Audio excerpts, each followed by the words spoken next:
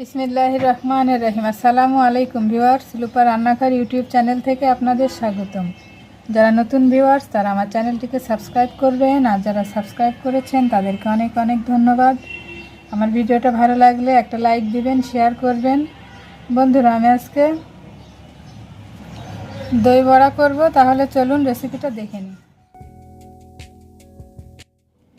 আমি এখানে 1 কাপ পরিমাণে বেসন নিয়ে নিয়েছি, আর এখন দিব হাফ চা চামচ মরিচের গুঁড়া, হলুদের গুঁড়া আর লবণ দিয়ে বেসনটাকে খুব ভালোভাবে মিক্সার করে নেব। এরপরে অল্প অল্প করে পানি দিয়ে একটা খামির তৈরি করে নেব।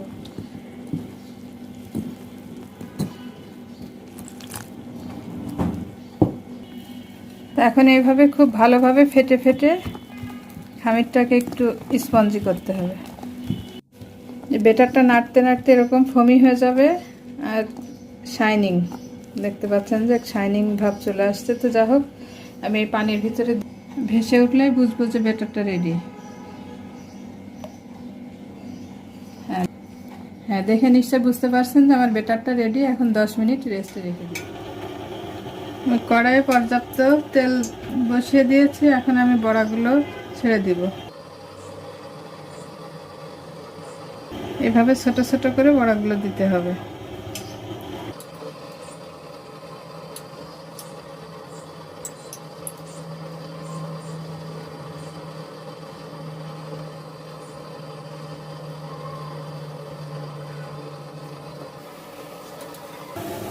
এই যে আমার বড়াগুলো অনেক সুন্দর করে ফুলে উঠেছে। এখন মিডিয়াম টু লো হিটে খুব ভালোভাবে একটু ভেজে নিব।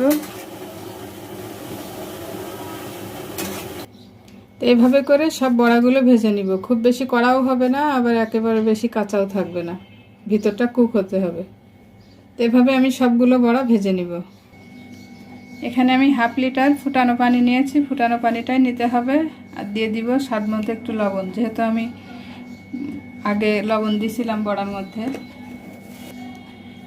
দিয়ে দিব 1 টেবিল চামচ চিনি।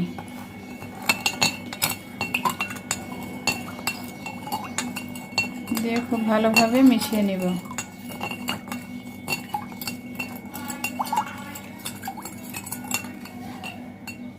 এখন আমার এই মিনি বড়াগুলো দিয়ে দিব এর মধ্যে। কিছুটা নাক মুখ চোখ হয়েছে, যাই হোক ভিজলে অনেকটা কম হয়ে যাবে। এগুলোকে খুব ভালোভাবে পানির ভিতরে ডুবিয়ে দিতে হবে, যাতে পানিটা সোক করে।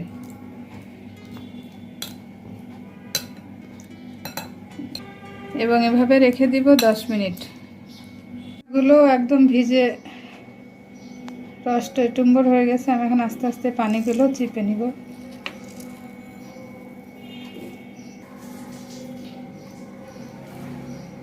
খুব বেশি জোরে চাপ দেওয়া যাবে না, তাহলে বড়াগুলো ফেটে যাবে।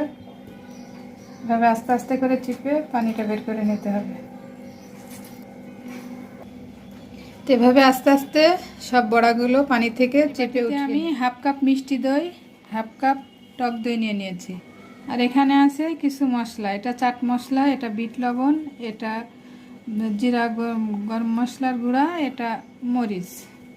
এখানে আছে তেঁতুলের সস। এখন সব মশলাগুলো আমি দইয়ের সঙ্গে মিশিয়ে দিব। এখানে 1 টেবিল চামচ চিনি দিয়ে দিব, জাস্ট এই টক দইয়ের কারণে।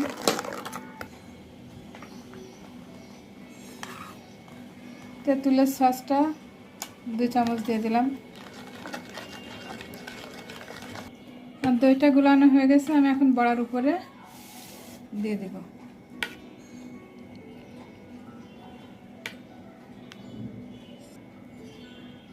বন্ধুরা, আমার দই বড়াটা তৈরি করা শেষ, আমি সার্ভ করে দিয়েছি। তো এরকম মজার মজার রেসিপি পেতে আমার চ্যানেলটিকে সাবস্ক্রাইব করবেন, আমার পাশে থাকবেন। সবাই ভালো থাকবেন, আমার জন্য দোয়া করবেন। আল্লাহ হাফেজ।